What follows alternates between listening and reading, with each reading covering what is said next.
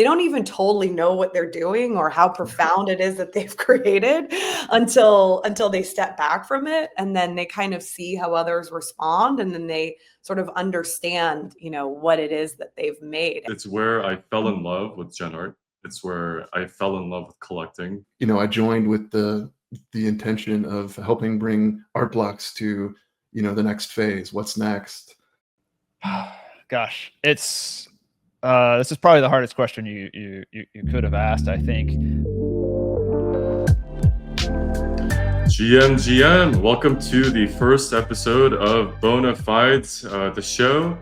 So I created this show after we thought about it a lot about how there's all these metas that are happening every other day inside of crypto.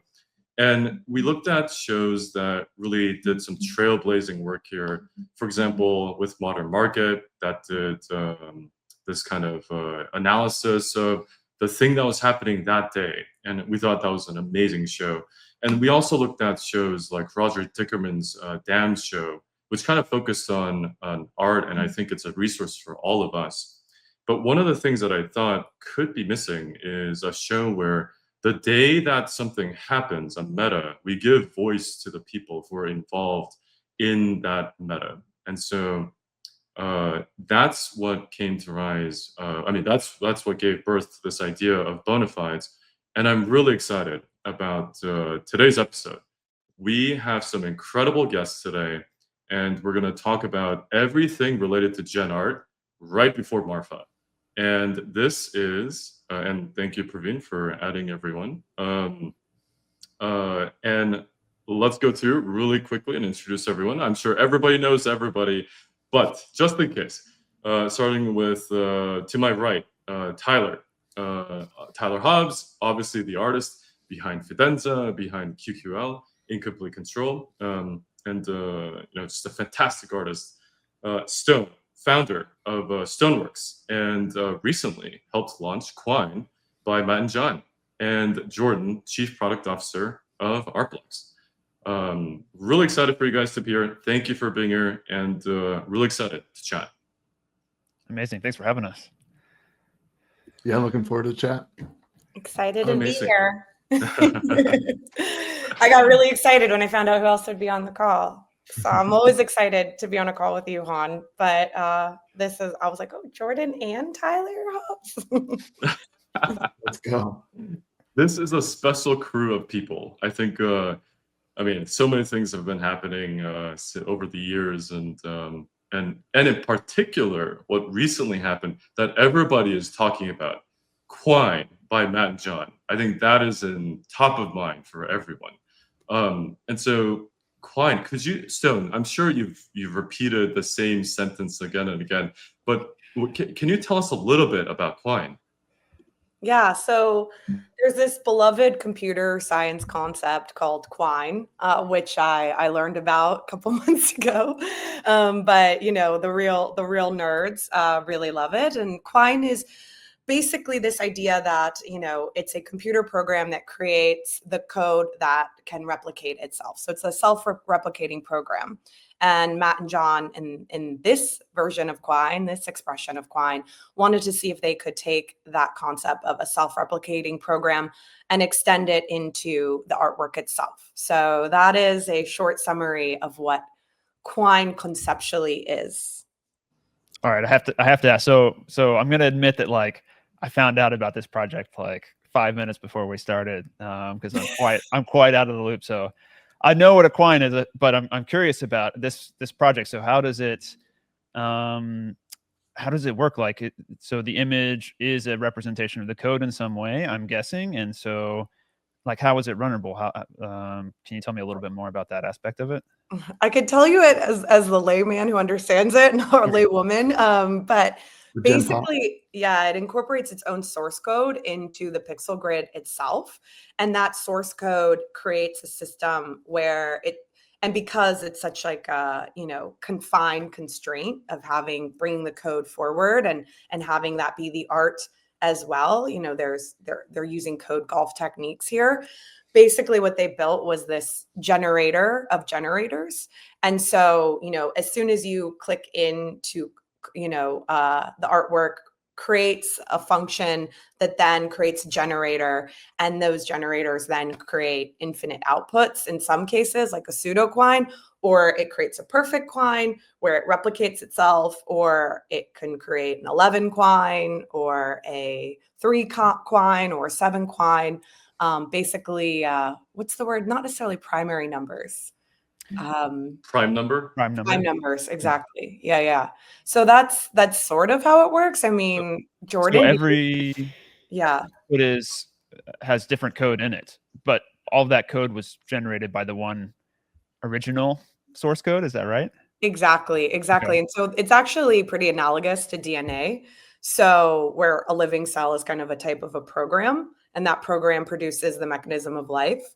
And then so there's this idea that, you know, the quine reproduces itself, but then kind of creates the next generation and the next generation and the next generation. So it's interesting because we chose the word generation to represent these multiple iterations, not only to tie it back to generative art, but also to kind of speak to this kind of DNA like quality to the code.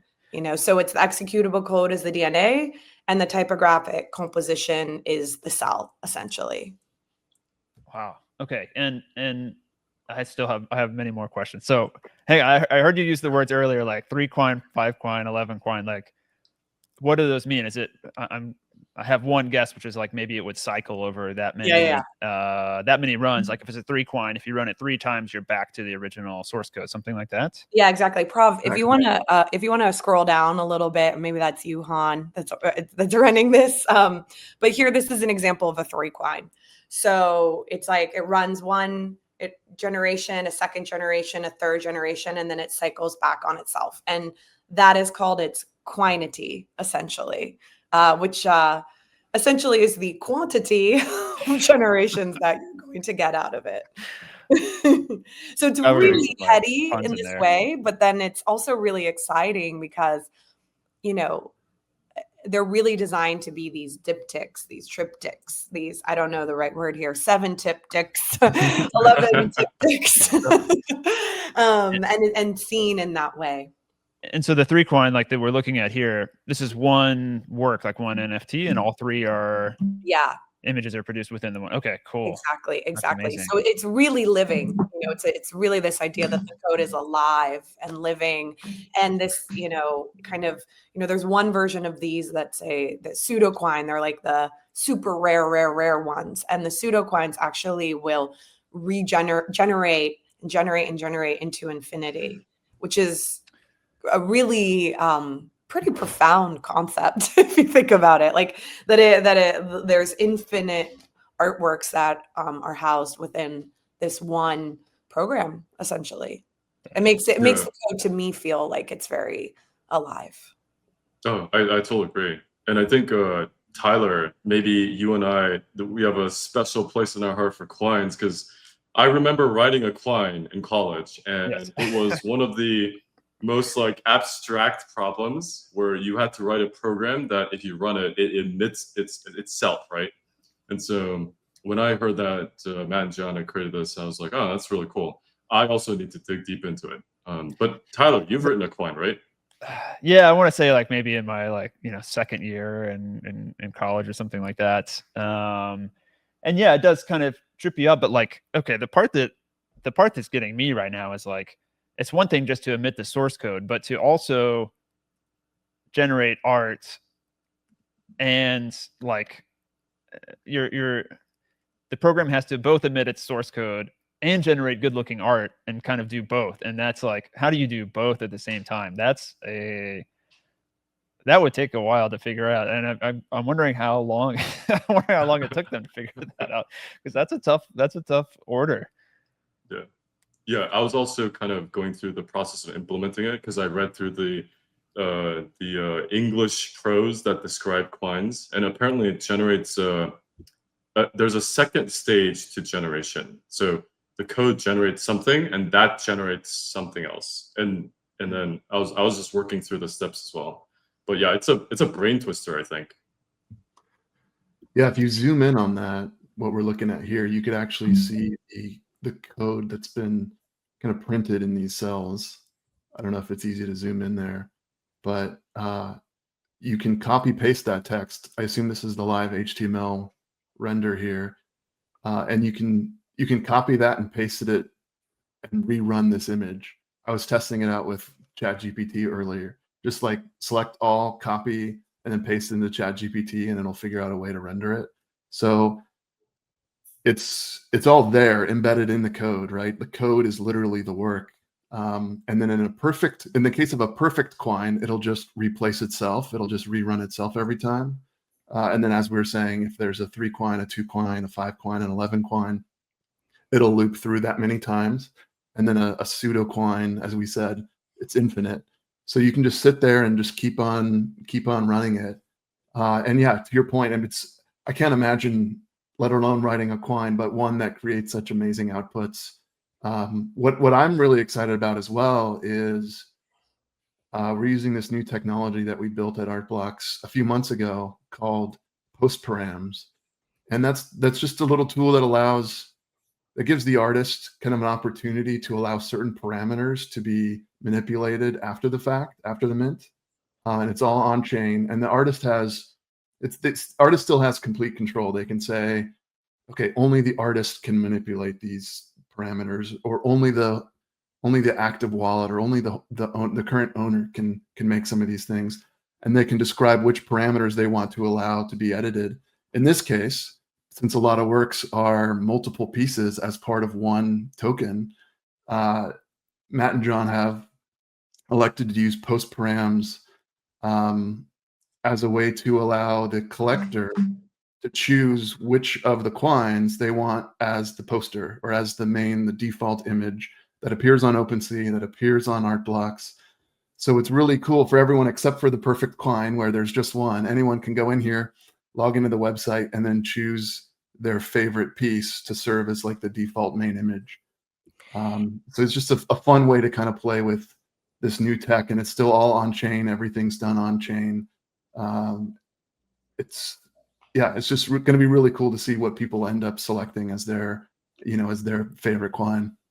Yeah, maybe if you go to the, a live view of the Quine, and then you go into explore Quine, you can kind of see this kind of brought to life more. But I think what's so interesting about it is Matt and John have hallmarks to their work. And in the background of launching Quine, we decided to redo their entire website. And what that looked like was rewriting the way that they, their old website was their creative technologist agency portfolio.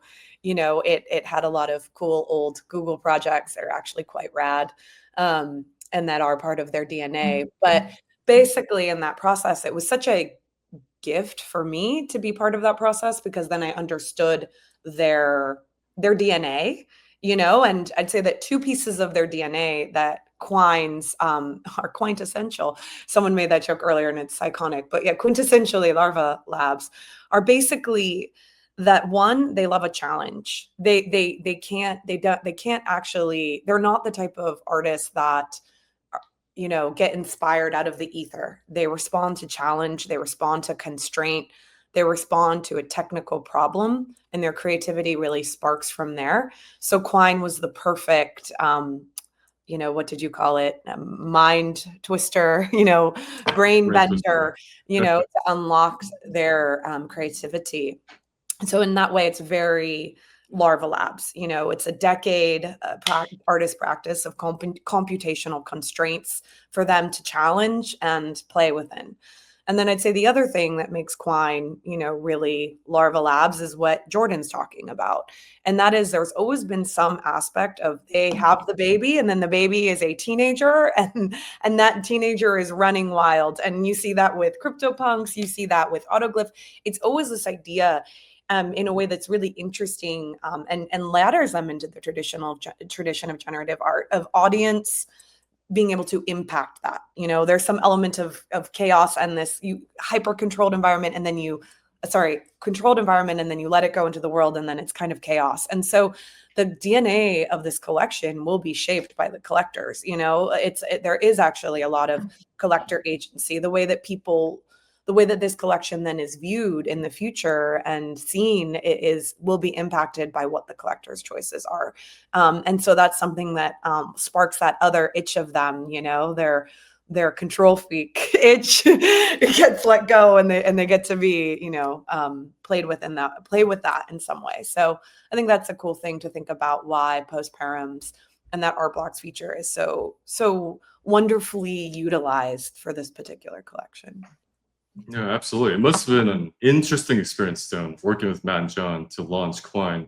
Is there an interesting kind of like story or fact that you haven't shared before, and then the audience would love to hear it? Yeah, there's so many great stories working with Matt and John. I'd say the first one was, they say, we think we have something. We're actually in Toledo in July, and they whip out Quine on a computer at the airport, and I'm looking around trying to make sure that no one even, trying to make sure this doesn't get leaked in some capacity.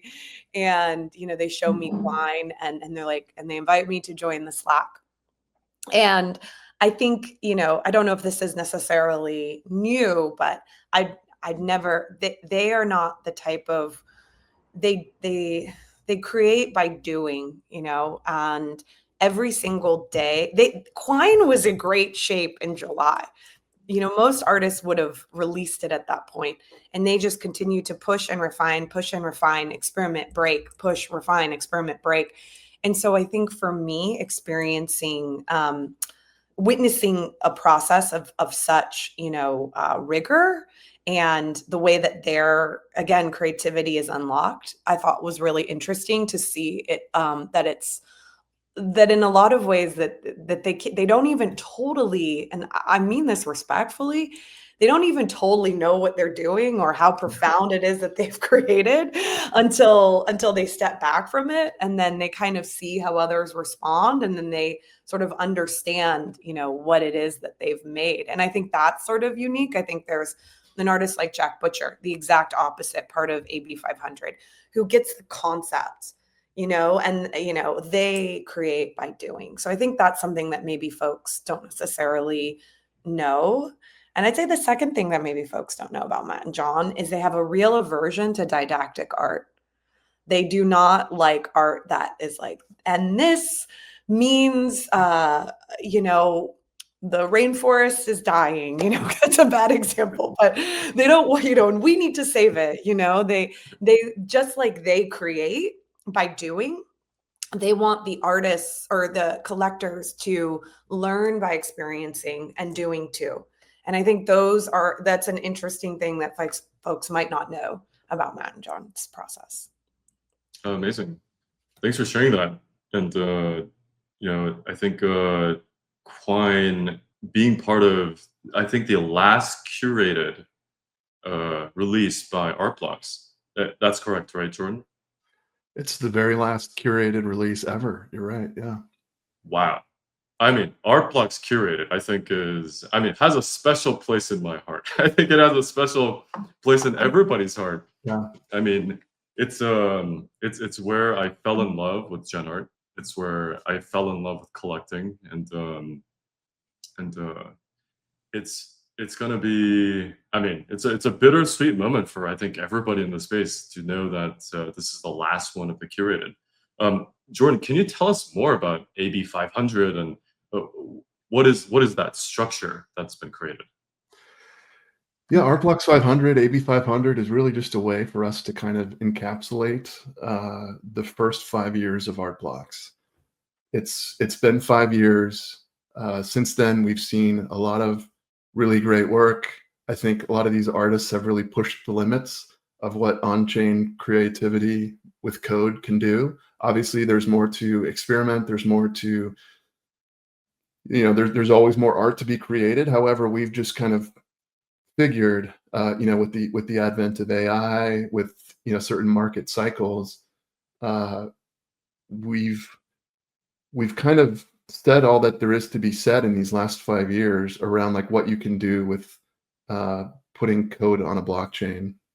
And so what we want to do is we want to experiment. However, before we start experimenting, let's put these first 5 years under glass. You know, let's set this aside. It's Art Blocks 500. It represents the first 5 years. And when I joined about a year ago, I joined with the intention of helping bring Art Blocks to, the next phase. What's next? And then in conversations earlier this year, it was like, hey, we're coming up on 500 total flagship releases.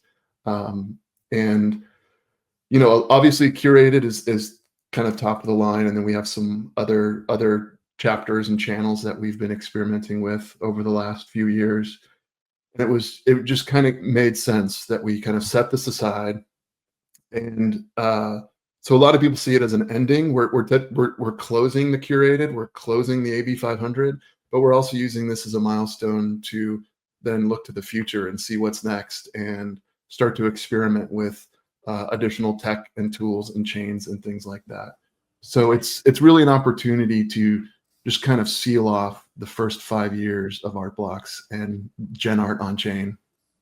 I think it's a great decision from my perspective. I think, honestly, it's really surprising that there were 500 works made with more or less exactly the same format. Like, I was reflecting on this recently, and it's like, how many times in history have you gotten, it's not 500 artists, but it's at least 400 artists. I don't know what the unique count is in there. How many times have you gotten that many artists to release work in exactly the same format, like in such a constrained period of time? And like, never. I think it's probably the first example ever of something like that happening. So it's just like really cool snapshot of the state of generative art, in the years 2020 to 2025, in a format that allows you to kind of compare the work of different artists very easily. Obviously, not every artist prefers making art in that format, but it still gives you at least a little bit of like a standard environment to compare the artists. Like, this is like a skateboarding thing that comes to my mind as an example. Skateboarders they skate everywhere. They find all kinds of crazy places, but there are a few like super legendary spots where the best skateboarders all go to try to do their best trick. And it's interesting because it's like the standard format where you can see people using the exact same kind of structure and trying to create something new and something impressive there. And so, yeah, to me, like, the AB 500 is this like amazing standard. It doesn't mean that that nobody made good work outside of that that format or anything like that.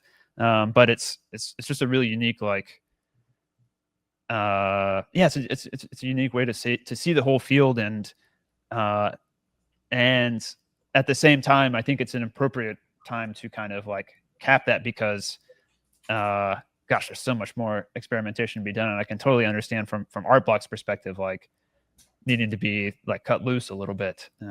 So that feels exciting to me. It's interesting because what you're saying, Tyler, to me about the though I do not have a skate reference, surprisingly, is there's this element of call and response that's critical in all great, I think, moments of creative renaissance and artistic renaissance. And you see that, these periods of time where there's this just explosion of something new and something special, that the artists are in dialogue with each other. And I think that's something that you see in some way with this container of the AB 500 is this call, response, conversation happening. And the fact that then it becomes a time capsule, actually, I think, in some way codifies it, and in a way that, sometimes, what's the word? Like, sometimes when you're in a renaissance, you don't know what you're in, and it's hard to name it, and it's hard to have perspective on it. And I think that by closing it in this way, you actually then are able to start to think about that legacy and think about what it meant and define it and shape it, and have that be one trajectory of what Art Blocks is, and what it means. And then simultaneously then, open up to something new and weird and different that has yet to be defined. And I think creating room for that. So, Tyler, you're canon, right? Like, you're part of the the canon, I think, undeniably. And I think on some level, there's this new generation that is coming out that will rebel against you, and I hope so. yeah.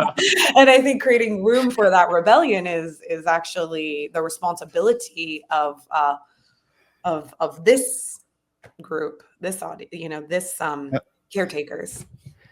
Yeah, absolutely. I mean, I've like rebelled against my own work at this point, so I totally agree. I mean, it would be that's kind of what I was hinting at. I was like, even though the upside of the AB 500 is you had this like amazingly standardized format, the downside is you had this amazingly standardized format, like and art just art is always going to be freshest whenever the artists and the creators have the room to play and to explore and to like to test new things out.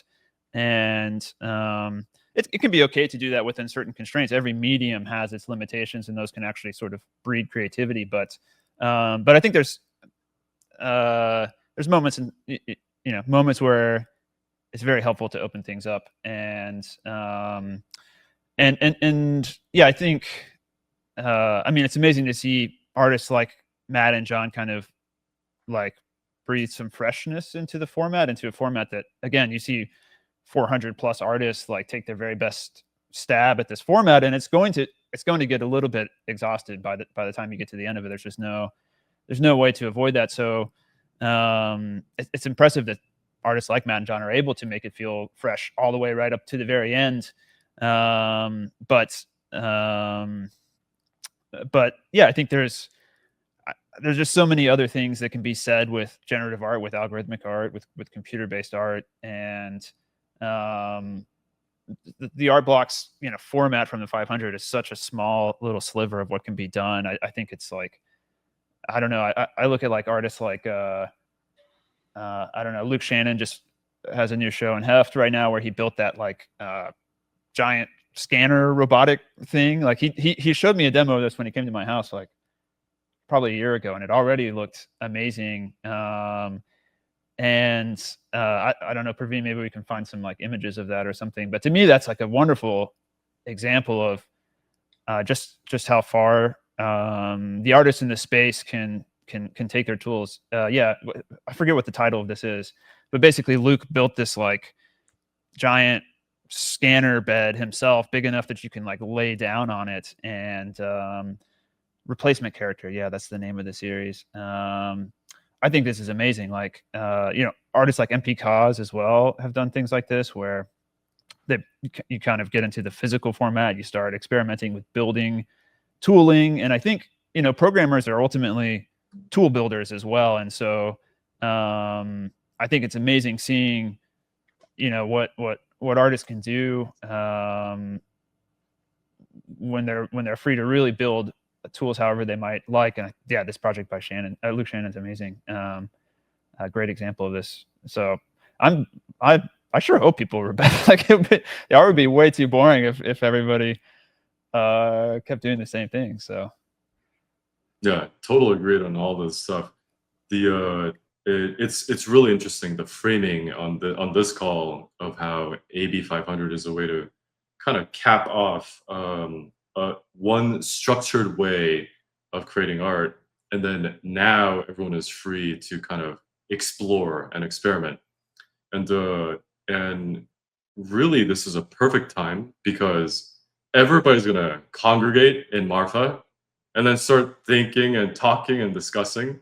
And I think the question in everyone's mind is, where is gen art or algorithmic art going? So many things have happened since 2021, right?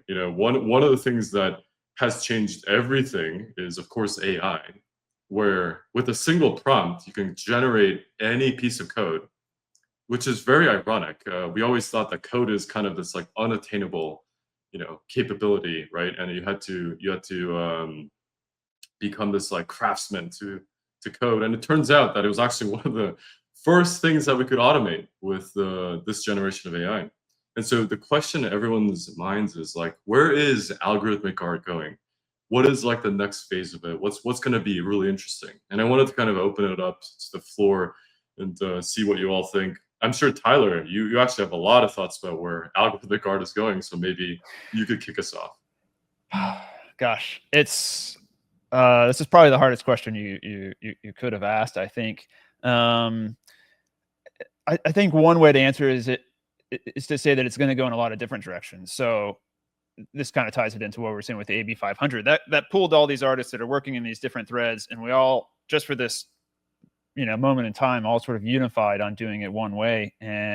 But I think it's going to explode back out into a million different ways to do things. I mean, that's how artists kind of tend to behave by default. And I think, when you're working as an artist, I can mostly just talk for myself. So maybe I'll just say it my way.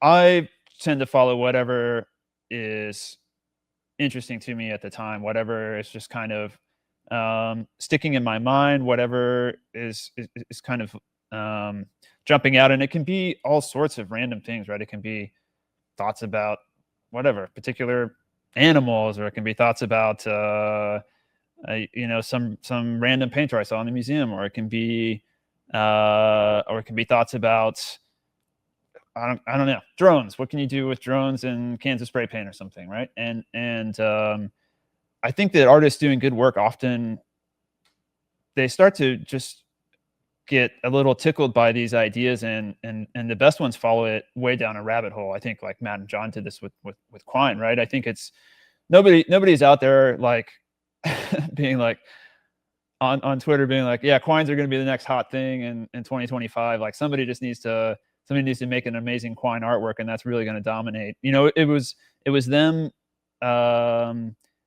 getting a sniff of an idea that had interesting potential, and they went way down the rabbit hole and took it somewhere really interesting. And so I think you'll kind of see the artists from this space scatter and all go down their individual rabbit holes.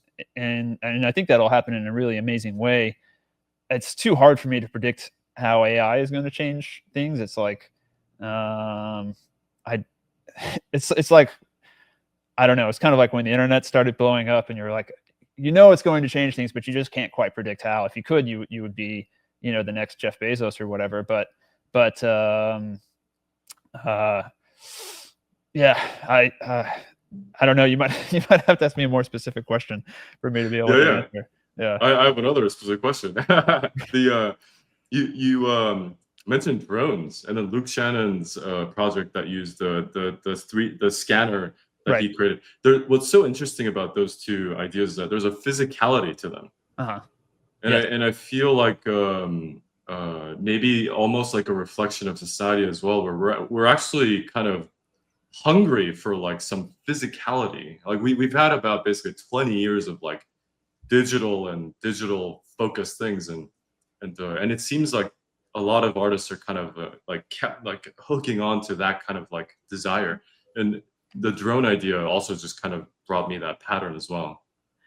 I mean, I don't want to. Am I interrupting, Tyler? Because the physicality was actually the answer. One of the 20 answers I had in my head of where I could see gen art going is like, for example, when Matt and John think about how they want Quines presented, they really design the project with printing in mind. So that's like one aspect where, you're seeing it with brands and brands design. Like what people are actually responding to is heritage brands, things that feel worn, things that can't be faked, so there's this element of like, I need something real to hold on to. And I truly love AI. I love AI art, but I think there's this element of, what is real? What is something that is tangible?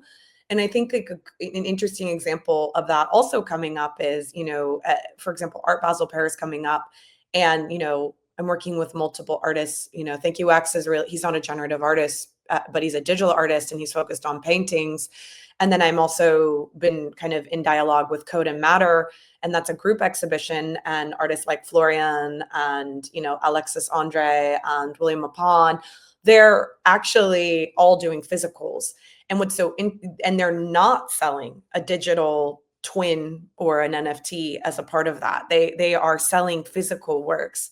And William's process, which I think is weird and very Will, is he's literally taking a physical painting or physical image, that like a photograph, it's inspiring him. and he paints something. He then tries to get his code to mimic the paint strokes. He then has a period where then he takes does multiple iterations of the code, multiple of the algorithm. He comes out with a single one that he thinks is emblematic of what he wants to represent. He then paints it from memory. So the final output of this is a painting that has gone through all these layers, including the human subjectivity of the human hand, right? And so when I think about what's really interesting about even a project like Quine, and why I respond to it, I always respond to folk art. I want to see the artist's hand. What do you feel in this? And where is your mark in this? And I think the reason why I respond to Quine is because like the code is so there, right? It's like the artist's hand this time is the code, and you see that, and it's brought forward. So I think there's some interesting things with materiality and authenticity that could go in one direction of feeling the artist's hand, could go one direction into materiality. There's a lot of different choices that can be made, but I'd like to echo that the desire for realness and, in a way, humanness is something that I could see emerging in some interesting directions. So, yeah. Yeah, that was eloquently put, Sten. I was just gonna say, I mean, yeah, the questions about like materiality and also, authenticity, these sorts of things, it's they're definitely fascinating, and I don't know which way it's going to go. It kind of reminds me a little bit of like the advent of photography and the questions that posed to painters at the time, right? This was not the exclusive goal of painting up to that, but one potential thought process or thought about painting was like capturing reality in some way, right? Especially if you're talking about something like portraits. And so you now have this tool that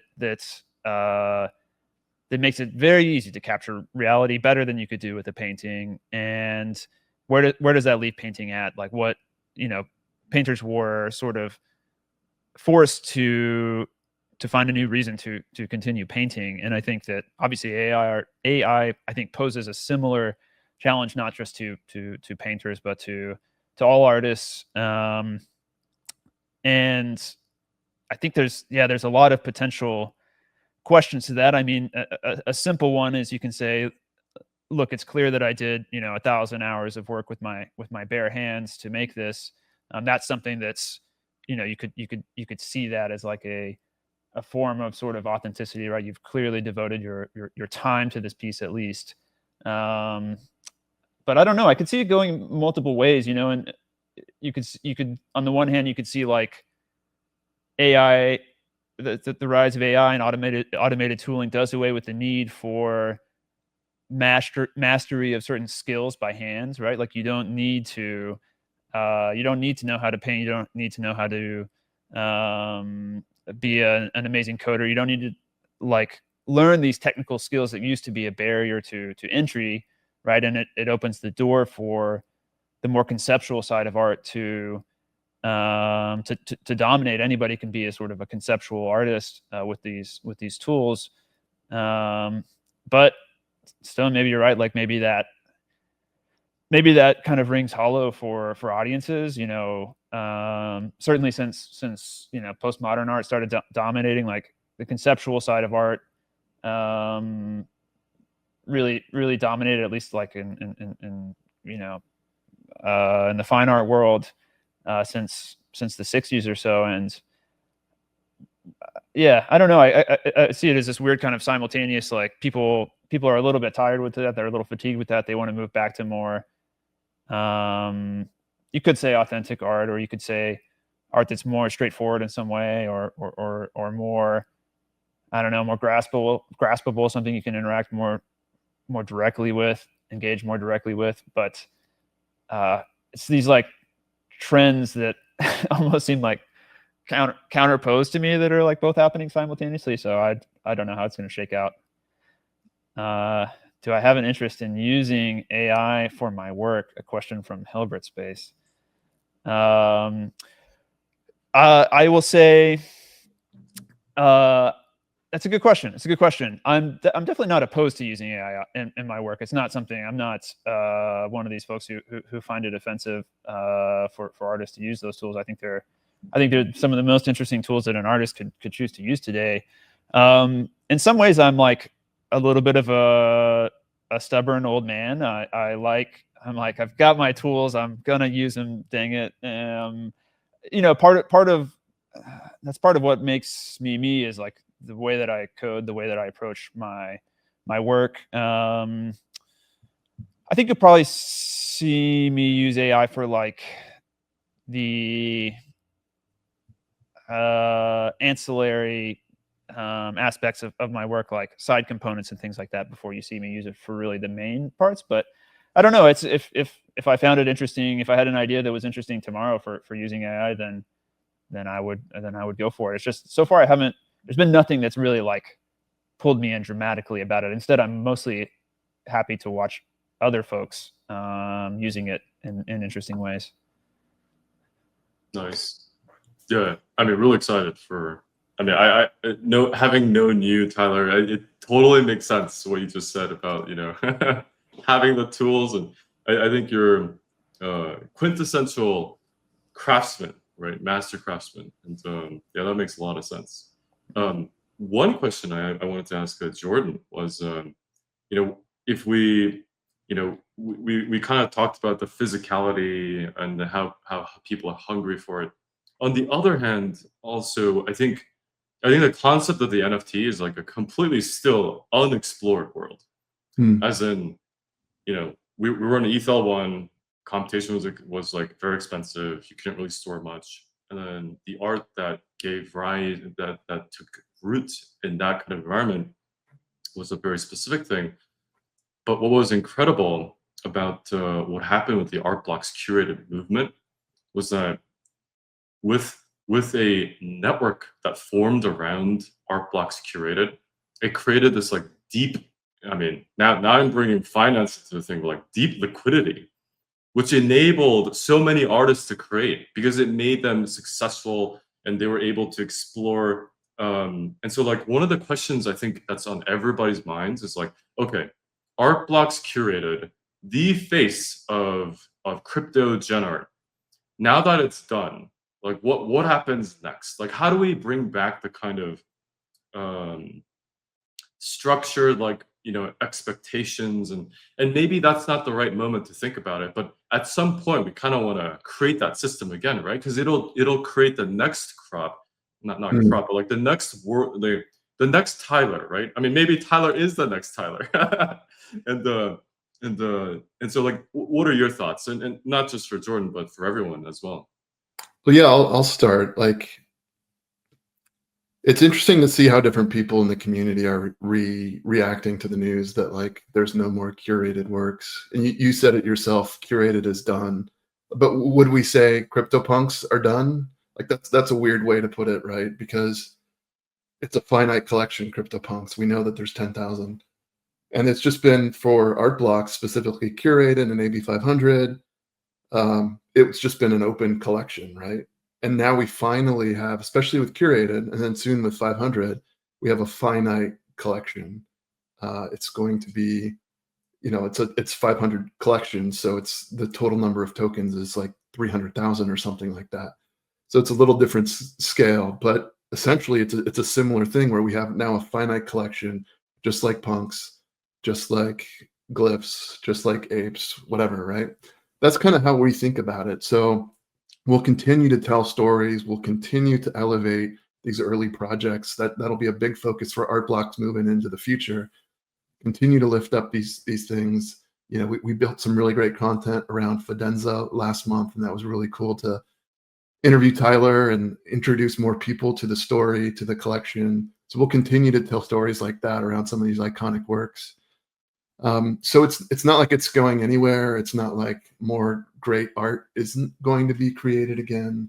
It really is just kind of labels and what we call things, and trying to tell great narrative so that in 10 years, you know, we can look back and it'll be easier to kind of easier to explain to newcomers. I mean, that's a big thing there to answer your question, like what comes next. I mean, there's 1,000 unique artists and collectors. Half of them will be in Marfa this week.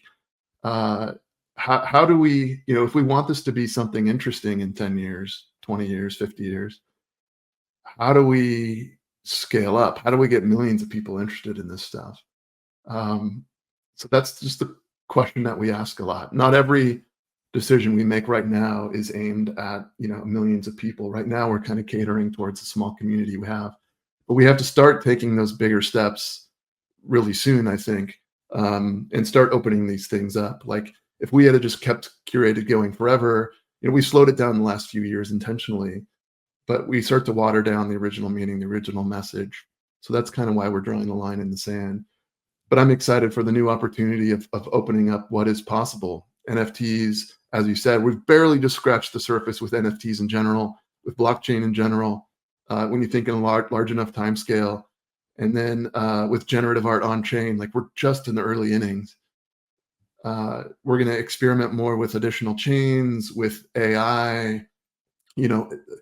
Quine is like the perfect kind of microcosm to this story because it was about code creating art, creating code that lives within the art. AI is going to allow us to create code that creates art. So it really unlocks all these additional things that I think a lot of artists are going to be excited to work with. I'm a builder. I like to build tools. I've been working with artists for 5+ years now, and it's just really exciting to just think like of these building blocks that we're creating, whether it's things like Punkster, whether it's things like post-params. It's just going to allow builders and artists and just to like take these, in DeFi back in the day, we called it Lego bricks, right? Money Legos, but create these pieces, these disparate tools that we're creating, and then combine them in different ways that we didn't think possible. So I'm really excited about just giving artists tools and then seeing what they can do with them. Yeah, that makes a lot of sense. And then you mentioned Marfa, and I think a lot of our listeners are going to be heading to Marfa. What are some of the kind of like interesting things that you're excited about that will be happening Marfa this year? If you're on the road to Marfa right now, double honk the horn for me. Don't wreck. I want to see if anybody does that. Stay safe, people. All right. I'm excited. This will be my third Marfa. This time I'm, officially part of the team, which is exciting. I'm bringing my wife. It's just like a community. It's a family thing now. It's just a fun experience of people coming together. Selfishly, I get to see my friends in person, which is hard to come by sometimes. My digital friends. This is interesting in particular, being year number 5 as we celebrate, the release of the final curated, the closing of the AB 500. But we've got more amazing artists than ever. Not only do we have Tyler in attendance, kind of in the art fair. If you saw the poster, like he wasn't even the headliner. I kept fighting with like, we got to get him the headliner. But they're like, well, we have these other things that we're doing with these other artists. I'm glad I wasn't the headliner, by the way. So thank you for not making me the headliner. I have not prepared enough to warrant being a headliner. So I'm like, all right, if we bring down Tyler, we got to bring down Snowfro too. But no, we've got a handful of artists in the art fair both days, Friday and Saturday, creating or interacting with the community. Beeple's going to be there creating one of his everydays. Jack Butcher's going to be there doing a physical kind of performance that's interactive with regards to his Gas Wars project, which was the second to last curated release. Just the names of people that'll be there, and there's going to be 500 of us descending on a small town of like 1,000 people live there normally. So we really take over this place, and you turn around in line for coffee, and it's an amazing artist or an amazing collector standing right behind you. It's such an intimate experience with such passionate people, and I can't wait. I'm literally counting the hours till I get on the plane, which is early tomorrow morning. Amazing. It's my first Marfa. Yay! Oh, you're in for a treat. Amazing. For a treat. And it's Matt and John's first Marfa. So we'll all be newbies together, you know, navigating the desert. But I'm pretty excited to be coming. I've wanted to come for a couple of years now, and excited to officially be coming and see what it's all about. It's amazing. It's Yeah. there's something in the air out there. I think it's, you know, yeah, there's that long drive to get out there. That's got to be one of the ingredients, right? It's like just the fact that it's so hard to get to. It's a nice filter. The people who are out there really want to be out there, and yeah, it just gives you it gives you this, like, you're just on a little art island with all your art friends, and I don't know, it's awesome.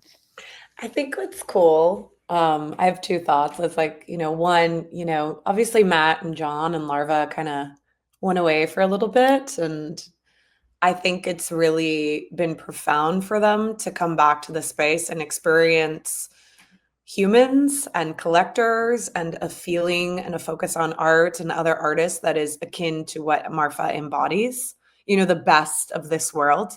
And I think that's what I hear about Marfa, and I think that's what you feel with this group, that at least even the people that I know that are going.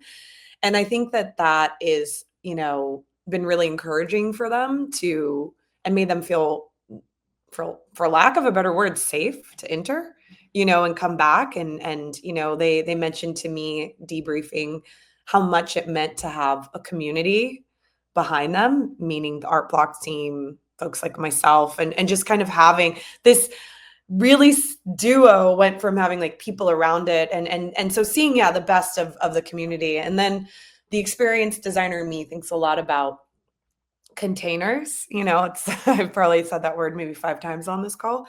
And I think that, you know, the challenge to get somewhere is actually part of what makes a place special, you know. And then you all share this experience that is this I don't know, like, you know, what's the word, like induction or ceremony, or, you know, some sort of thing that you all share, and you all have to take the same road to get to this place. And I think that that's a really profound thing that actually creates environments that are safe and have potential for real intimacy and connection.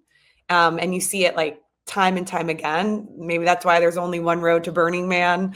You know, that's why you know, like, go through certain steps to enter temples. You know, it's kind of this part of human experience that is really well worn. And I think that's part of, I assume, Marfa's magic. So Donald Judd knew something about Marfa. Clearly, he knew something. And by the way, for everyone listening, if you have any questions for these brilliant minds on the call, just reply to the live stream, and we'll see it. We're entering the final minutes of the show today. So if you have comments, questions, please reply, and we'll get to it. Meanwhile, I think all four of us are going to Marfa, right? Looks like. Yes. That's amazing. That's Yep. amazing. Yeah, it really has become kind of like this ritual at this point. And yeah, I could totally see, like, 10 years later. Oh, have I? Okay, I did freeze before once, so I was like, wait, did I freeze again? It has become like a ritual, and I could totally see in 10 years or something, it's really become this kind of a mecca of like, you know, crypto art that's been created. I guess. Oh, so let's just double check if there's any questions. Let's see. Okay, there's a lot of questions. Here's one. Which gen art works that surprised you personally?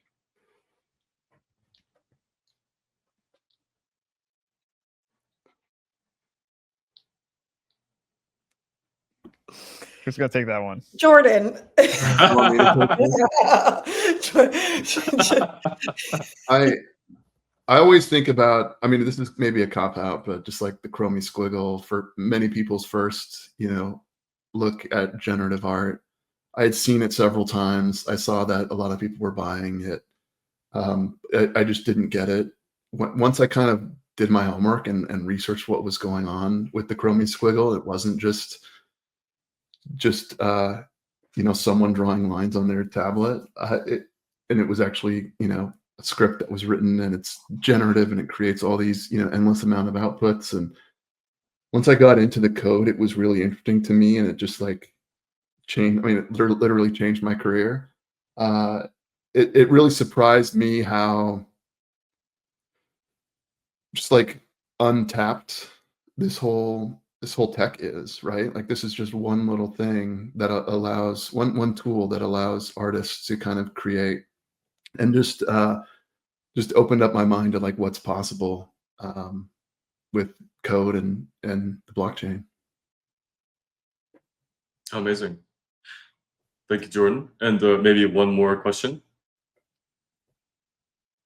How can Marfa become a place where physical artists find their own path into Web3 and digital art without losing the soul of their work? That's a good question. I can take a stab at that. I mean, first of all, I think physical artists would be more than welcome there. I think everybody's happy to have folks, new folks there. If you're interested in art, it's a great place to be for whatever reason.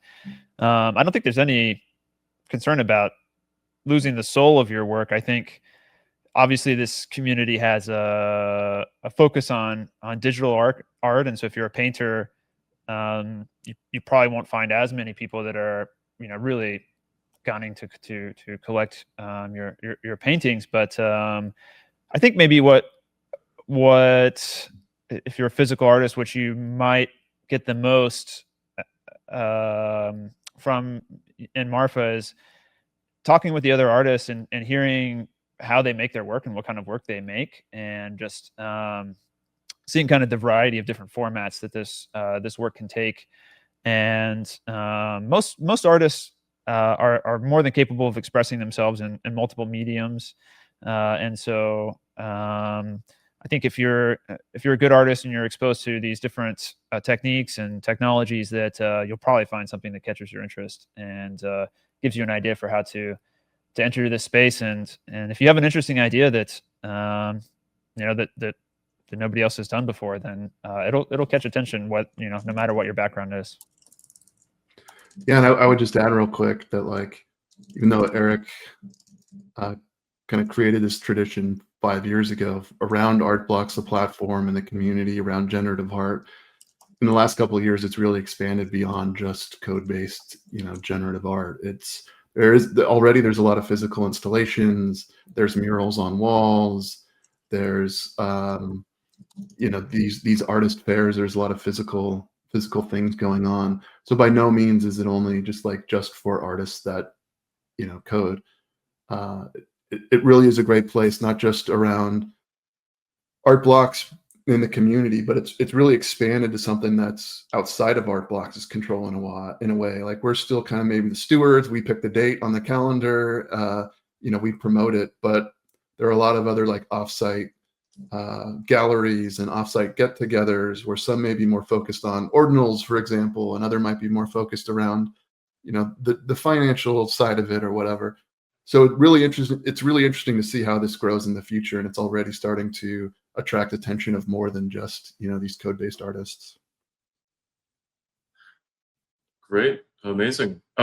We are at time, and wow, this was I love this conversation. This was our first episode, and I couldn't think of a better one. Congrats on the show. This is awesome, man. Thank you. Thank you for being on it. I really appreciate it. You guys are all so busy, and I was like, wow, I'm so grateful to all of you. And I thought today's conversation was amazing. And for everyone who's listening, thanks for tuning in. This will be a show that keeps on going. Will be whenever there's a meta, and then we want to give a voice to the people who are like participating in that meta, and then have a deep conversation about that specific thing. And so follow me, bonafidehan, and you know, at any time an episode may pop up and say, "Hey, tomorrow we're talking," and it'll be interesting. We'll bring very interesting people just like today and have a deep conversation, and we wanna do that. So thanks all, and I'm sure many are joining us in Marfa, so we'll all see you guys. And thanks everyone for joining, and see you in the next episode. See y'all soon. Bye, guys. Bye.